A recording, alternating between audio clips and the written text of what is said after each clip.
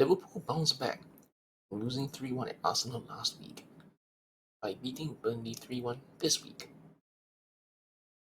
And before the match, it was revealed that Alisson would not be available due to illness.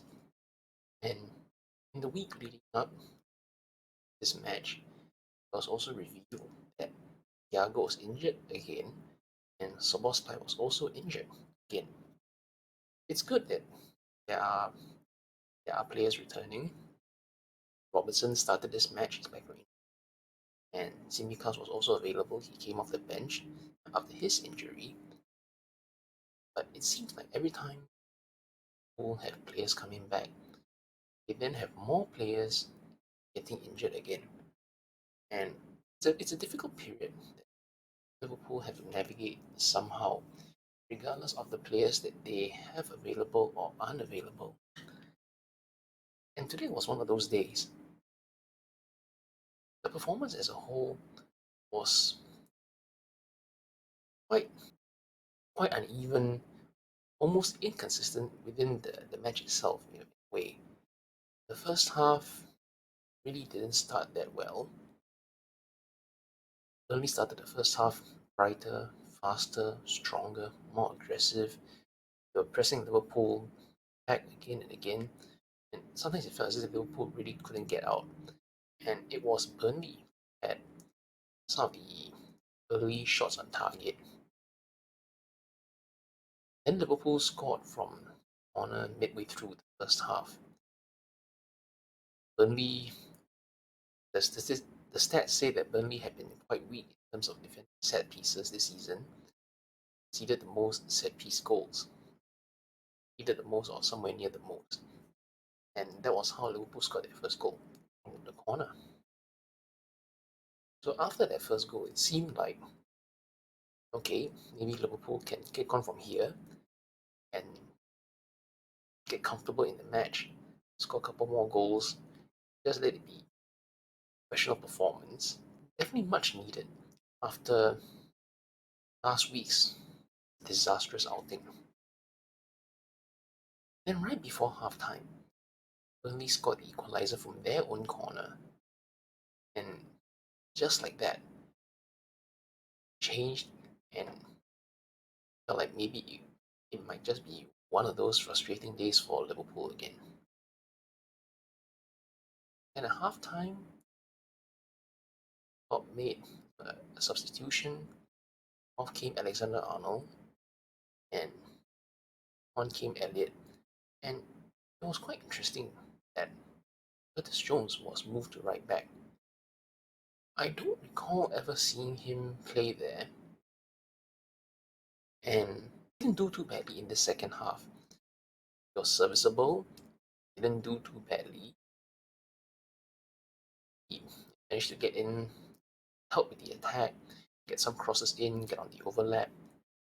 But hopefully, there's not some kind of bad news on the horizon. I think Liverpool have had enough injuries for a whole season already. They could do without having more on top of that. So in the second half, Liverpool, they got their second goal quite early on, and the third goal roughly midway through the second half. And it was nice to see all three of the starting forwards get their goal each. First it was Jota, and then Diaz, and then Nunes, getting his goal. Especially Nunes. In many ways, he was a live wire, constantly trying to make things happen, getting in amongst the chances. But again, the frustrating portion was actually finishing those chances.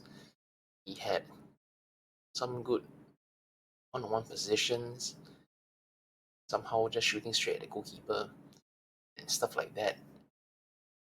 At least he did score. At least he did score. So that is a good thing. But I think for him to kick on to that next level, that really world-class top bracket of players, he has to be a lot more clinical than he currently is. Because the very best players, if they had the number of chances that he had match after match, I think their goal tallies would probably be a lot higher than what his is right now.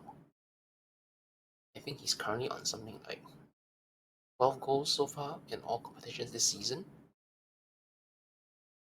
Could very well already have maybe 20 or 25 with better finishing.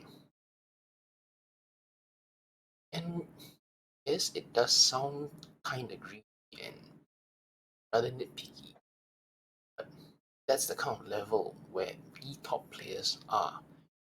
With the number of chances they get and the kind of the quality chances that they get, they would get that many.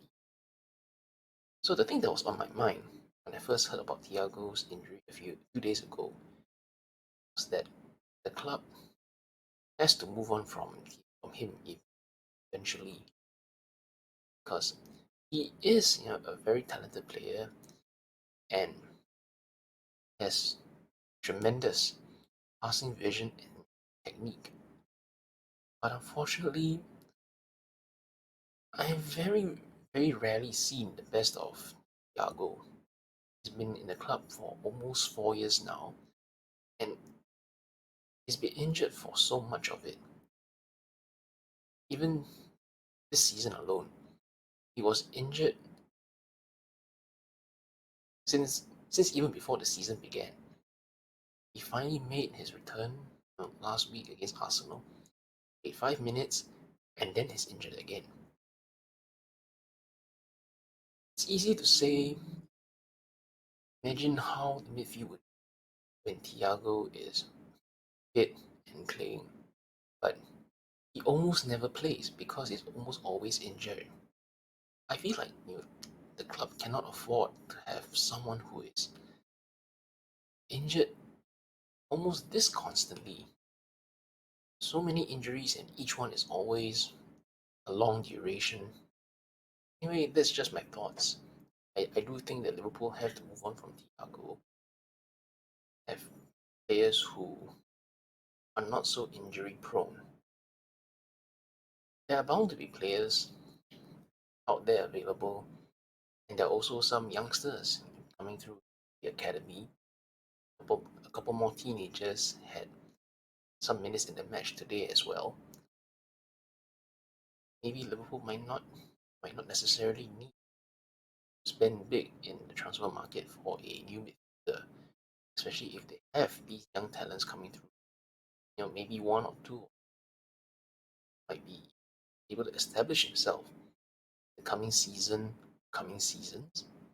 But anyway, as far as today's match is concerned, it was a hard-fought, battling win. Liverpool were not at their best, nowhere near it. It, it was rather jagged, not fluid at times, but they got the goals, got the result, they got the points, and that's what matters.